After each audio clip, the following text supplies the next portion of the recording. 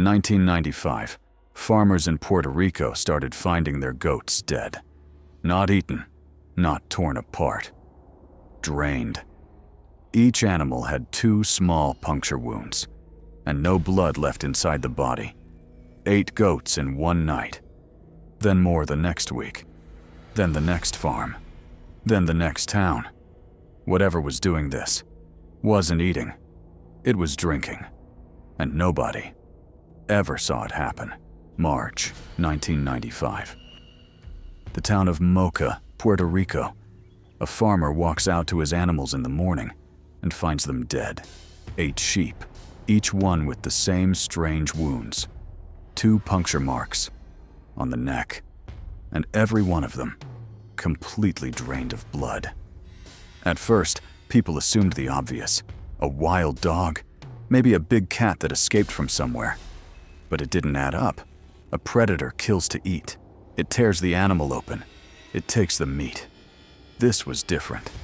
The bodies were intact. The meat untouched. Only the blood was gone. And the wounds were too clean, too precise. 2 holes, exactly the same distance apart, every single time. Within weeks, it happened again and again. Different farms, different towns, same wounds, same missing blood. The killings spread across the island, over 1,000 animals, in a matter of months. Goats, sheep, chickens, rabbits, and in every case, the same signature. Puerto Rico had never seen anything like it, and the people who lived there began to whisper a name: El Chupacabra, the goat sucker. For months, people only saw the aftermath, the bodies, the wounds, never the thing itself. And then, people started seeing it. The most famous witness was a woman named Madelyne Tolentino in the town of Canovanas in August of 1995. She looked out her window and saw something standing in the street. She described it in detail: 3 to 4 feet tall, standing upright, on 2 legs, gray skin, no fur, large black eyes, almond-shaped, that seemed to wrap around its head, thin arms with clawed hands, and a row of sharp spines running down its back. She said when it moved, it didn't run like an animal. It hopped like a kangaroo. Her account spread across Puerto Rico. And here's what's strange.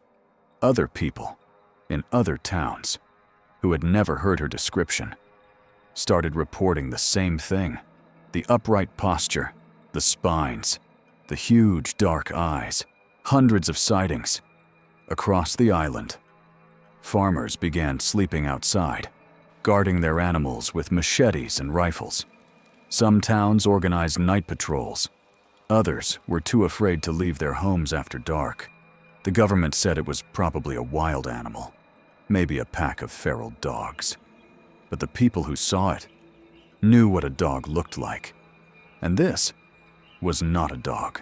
If it had stayed in Puerto Rico, it might have stayed a local legend, but it didn't stay.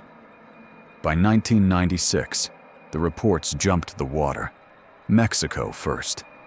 Farmers in the north reporting the same drained animals, the same puncture wounds.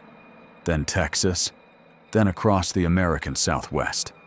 Then further, Chile, Argentina, Brazil. Even reports from as far as Russia and the Philippines. The name traveled with the killings. Chupacabra. Spanish language media covered it constantly. And then American television picked it up. Within 2 years, a creature that started in one town in Puerto Rico was known around the world.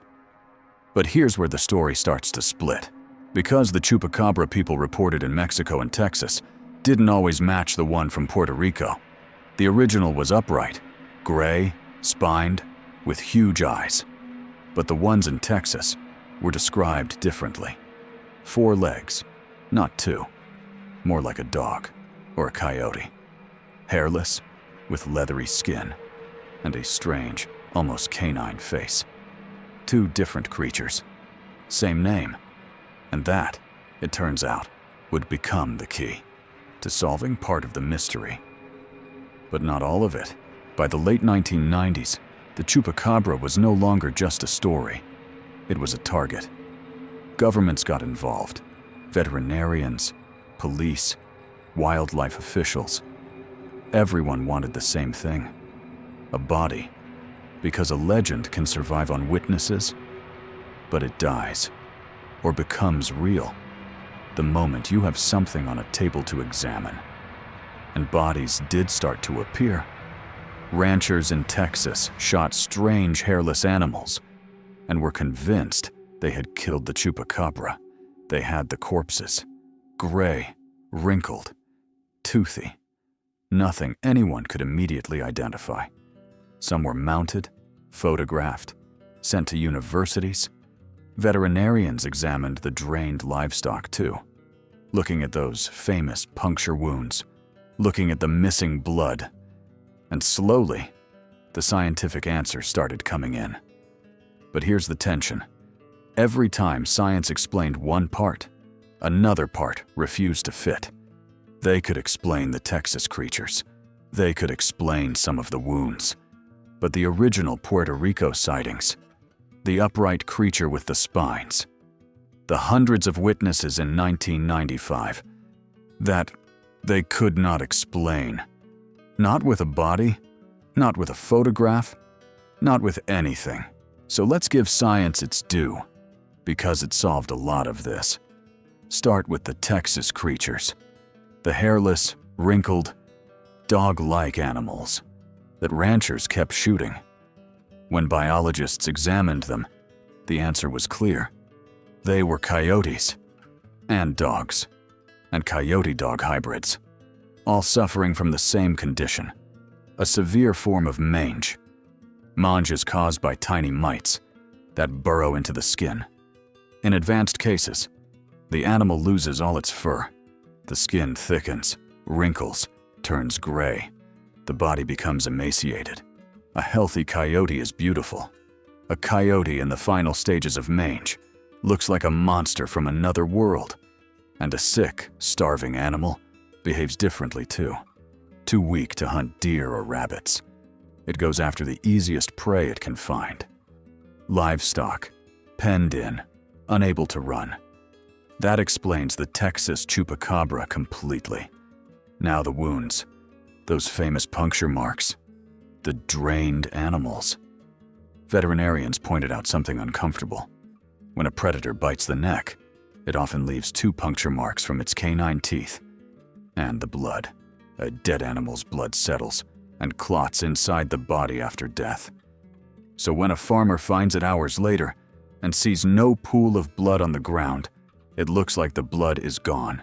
It isn't gone. It's just inside. Settled. Clotted. Nobody drained anything. It's a natural process, mistaken for something supernatural. For the Texas cases, the science is solid. The Chupacabra, there was a sick coyote and a misunderstanding about death. But we still have a problem, because everything we just explained, the mange, the coyotes, the settling blood, that explains Texas. That explains most of what came after 1996. It does not explain where this started. Go back to Puerto Rico, 1995. Before the world had ever heard the word Chupacabra, the original witnesses didn't describe a hairless dog. They described something standing upright, on 2 legs, with a row of spines down its back, and huge dark eyes. That is not a coyote with mange. A sick coyote walks on 4 legs. It has a tail, a snout, a recognizable dog shape. The thing Madelyne Tolentino described, and the hundreds who reported the same creature, looks nothing like a diseased dog. So what did they see? Here's where it gets uncomfortable. Some researchers noticed something strange. The description of the original Chupacabra, the upright posture, the spines, the huge black eyes, matched almost exactly. A creature from a science fiction horror movie that had been playing in Puerto Rico right around the time the sightings started. Maybe that's the answer. A frightened population, a scary movie, and a real wave of dead animals with no obvious cause, combining into a single monster in the public imagination. Maybe. But that's a theory. Not a body, not proof. The truth is, to this day, nobody has ever caught the original Chupacabra. Nobody has explained what killed those first animals in Moca in March of 1995, before there was a legend to copy, before there was a movie to blame, before anyone was even looking. Something killed 8 sheep that night and drained them and left 2 clean holes in each neck.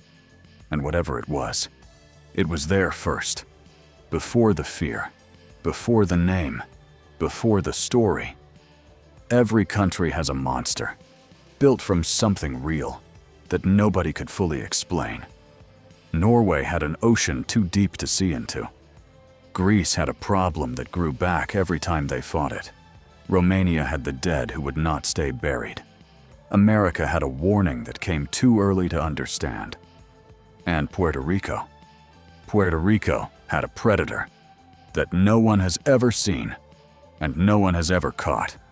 Still out there, in the dark, between the farms,